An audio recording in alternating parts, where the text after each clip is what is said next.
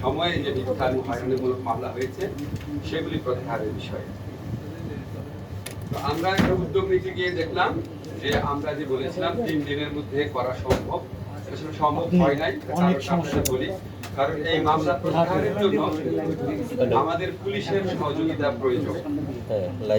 কারণ এখানে যে প্রক্রিয়াটা আছে এখানে পুলিশ একটা অত্যন্ত গুরুত্বপূর্ণ ভূমিকা পালন করে, আইন মন্ত্রণালয় একবার করতে পারে না। আপনারা জানেন পুলিশের অনেকে কাজে ফিরে আসার মতো পরিবেশ ছিল না, আস্থা ছিল না। এটা জাস্ট গতকাল থেকে ওনারা প্রায় ফুললি ফাংশনাল হয়েছেন, এই জন্য একটু টাইম লাগছে। তো আমরা আশা করছি এই বৃহস্পতিবারের মধ্যে ঢাকা শহরে যে মিথ্যা এবং হয়রানিমূলক মামলা হয়েছিল সেগুলি প্রত্যাহার সম্পন্ন হবে এবং ইনশাআল্লাহ 31 আগস্টের মধ্যে সারা দেশে 5 জুলাই থেকে 5 আগস্ট পর্যন্ত ছাত্র জনতা এই গণ আন্দোলনে জড়িত, এই গণ আন্দোলনের সাথে নেতৃত্ব দেওয়া, এই গণ আন্দোলনে আপনার আত্মদান করা, এই গণ আন্দোলনে অংশগ্রহণ করা মানুষের বিরুদ্ধে যে মিথ্যা মামলা হয়েছিল সেগুলি 31 আগস্টের মধ্যে আমরা আশা করছি প্রত্যাহার করা হবে। আমাদের মন্ত্রণালয়ে যারা আছে তারা দিনে রাতে কাজ করছে, 7টা 8টা 9টা এবং 10টা পর্যন্ত কাজ করছে। আমরা আমাদের মতো করবো, কিন্তু এটা শুধুমাত্র আমাদের মন্ত্রণালয়ের একটি বিষয় না, এটা আমাদের স্বরাষ্ট্র মন্ত্রণালয়ের সাথে কাজ করতে হচ্ছে। তারপর আমরা আত্মবিশ্বাসী 31 আগস্টের সব মামলা প্রত্যাহার হবে। বৃহস্পতিবারের মধ্যে আশা করছি ঢাকা শহরের মামলাটা প্রত্যাহার করা হবে। আপনাদের সাংবাদিক কমিউনিটি আপনারা সাংবাদিক রোজিনা ইসলামের বিরুদ্ধে জানেন যে কি মিথ্যা মামলা করা হয়েছিল। আপনারা জানেন যে মাহমুদুর রহমান মান্না, আমি এই দুটা উল্লেখ করছি বোঝানোর জন্য আপনাদের যে আমরা কতটা প্রোঅ্যাক্টিভলি কাজ করার চেষ্টা করছি। রোজিনা ইসলামের পাসপোর্ট অলরেডি ফেরত দেওয়া হয়েছে। রোজিনা ইসলাম এবং মাহমুদুর রহমানের মামলা আগামীকালই প্রত্যাহারের ব্যবস্থা নেওয়া হবে। ইনশাআল্লাহ আগামীকালের মধ্যে প্রত্যাহার হয়ে যাবে। রিপ্রেজেন্টেটিভ মাহমুদুর রহমান মান্না, আমি যেটা বলি শেষ করতে দেন, মাহমুদুর রহমান মান্না আমাদের রাজনৈতিক নেতা মাহমুদুর রহমান মান্না এবং সাংবাদিক রোজিনা ইসলাম, এগুলো খুব আলোচিত মিথ্যা মামলা ছিল, তো এই জন্য এই দুটা নাম রিপ্রেজেন্টেটিভ এক্সাম্পল হিসাবে উল্লেখ করলাম। আরো অনেক মামলায় প্রত্যাহার করা হবে। আমরা বিচার বিভাগের সংস্কারের জন্য কিছু উদ্যোগ গ্রহণ করেছি অল্প সময়। এর মধ্যে আমরা মাননীয় প্রধান বিচারপতি সহ আপিল বিভাগে বিচারপতি নিয়োগ দেওয়ার ক্ষেত্রে আইন মন্ত্রণালয়কে যে সহযোগিতামূলক কার্যক্রম করতে হয় সেটা আমরা সম্পন্ন করেছি।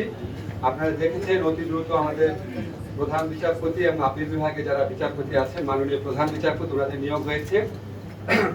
সারা দেশ থেকে আমরা প্রশংসা পাচ্ছি।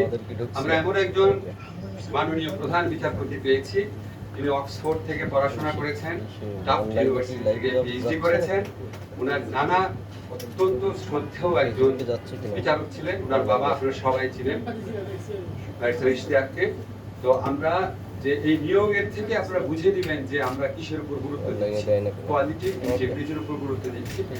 যারা আপিল বিভাগে মাননীয় বিচারপতি আছেন আপনারা সবাই ওনাদের সম্পর্কে অবগত আছেন। এটা আমি খুব আনন্দের সাথে বলছি, কারণ আপনারা আগে যারা প্রধান বিচারপতি আছে ওনাদের সিভি আছে আর আমাদের এখন যে প্রধান বিচারপতি আছে এটা কম্পেয়ার করলে বুঝতে পারবেন আমরা কিসের উপর জোর দিচ্ছি।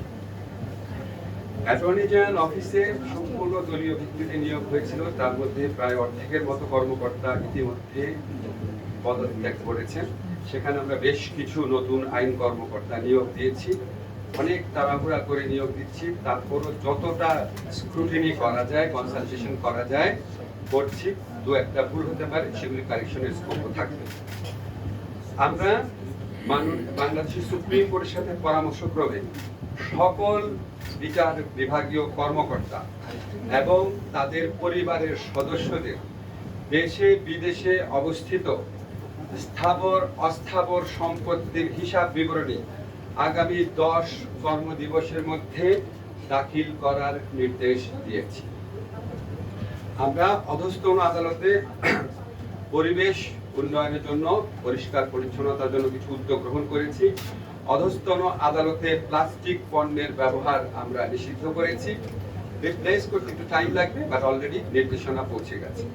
এছাড়া আপনারা জানেন ওখানে শৌচাগার যে আছে, মাতৃ দুগ্ধদান কেন্দ্র আছে, মহিলা পুরুষদের বিচার প্রার্থীদের জন্য যে জায়গাগুলো আছে, এখানে স্থান সংকট আছে, জনবলের সংকট আছে, বাজেটের সংকট আছে। সাধ্যমতো সবকিছু করার জন্য আর গণহত্যা এবং